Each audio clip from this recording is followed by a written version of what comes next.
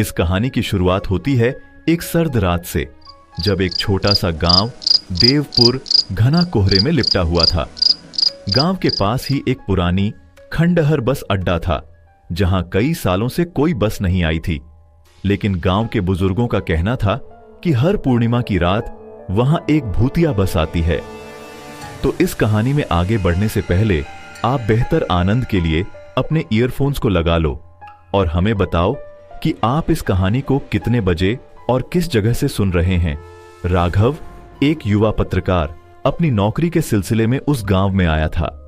उसे इन भूतिया कहानियों पर यकीन नहीं था और उसने ठान लिया था कि इस बस की कहानी का सच जानकर रहेगा। पूर्णिमा की रात उसने तय किया कि वह उस खंडहर बस अड्डे पर जाएगा। राघव जैसे ही उस पुरानी बस अड्डे पर पहुंचा, वहां सन्नाटा पसरा हुआ था। चारों ओर घना कोहरा था और केवल हवा की सरसराहट सुनाई दे रही थी। अचानक घड़ी की सुइयां 12 बजाने लगीं। राघव का दिल तेजी से धड़कने लगा। तभी दूर से एक धुंधली सी रोशनी दिखाई दी। धीरे धीरे वो रोशनी नजदीक आती गई और राघव ने देखा एक पुरानी बस, जिसे देखकर लग रहा था कि वो दशकों से चली आ रही हो। बस की खिड़कियों से सफेद कपड़ों में लिपटे साए नजर आ रहे थे। ड्राइवर की सीट पर एक सफेद दाढ़ी वाला बूढ़ा आदमी बैठा था, जिसकी आंखें रक्त रंजित थीं। राघव ने हिम्मत जुटाकर बस में चढ़ने का फैसला किया। जैसे ही वह बस में चढ़ा, उसे महसूस हुआ कि वहां का माहौल असहज और डरावना था। बस के अंदर सब यात्री एकटक उसे घूर रहे थे, जैसे कि वे जीवित न हों। बस धीरे धीरे चलने लगी। राघव ने देखा कि बस बाहर के रास्तों से गुजरने की बजाय किसी अनजाने भयानक जंगल में प्रवेश कर गई।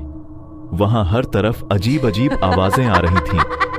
अचानक एक बूढ़ी औरत ने राघव से पूछा, तुम कहां जा रहे हो? राघव ने कांपती आवाज में कहा, मैं बस इस कहानी का सच जानना चाहता हूं। बूढ़ी औरत ने हंसते हुए कहा, इस बस में जितने भी लोग हैं, वे सब उस रात के हैं जब इस बस का एक्सीडेंट हुआ था। आज वो रात फिर से जीवंत हो रही है। तभी बस जोर से हिली और राघव ने देखा कि बस खाई में गिर रही है। वह चिल्लाया, लेकिन उसकी आवाज को सुनने वाला कोई नहीं था। अगली सुबह राघव का दोस्त अर्जुन उसे ढूंढने आया। अर्जुन ने देखा कि राघव बस अड्डे के पास बेहोश पड़ा था। जब उसे होश आया, उसने अर्जुन को पूरी घटना सुनाई। लेकिन बस अड्डे पर न कोई बस थी, न कोई निशान। गांव वालों ने कहा कि वह बस और उसके यात्री हर पूर्णिमा की रात लौटते हैं, बस कुछ समय के लिए। राघव उस दिन से बदल गया था। उसने तय किया कि वह फिर कभी उन जगहों पर नहीं जाएगा जहां अतीत की भयावहता जिंदा होती है। यह कहानी हमें याद दिलाती है कि कभी कभी पुरानी कहानियों में छिपे हुए रहस्य सच्चे होते हैं और उन्हें जानने की कोशिश हमें उन रहस्यों का हिस्सा बना सकती है। यह थी भूतिया बस की कहानी। अगर आपको यह कहानी पसंद आई तो हमारे चैनल को सब्सक्राइब करें और बेल आइकॉन दबाएं, ताकि आप हमारी नई कहानियों को सबसे पहले सुन सकें। धन्यवाद।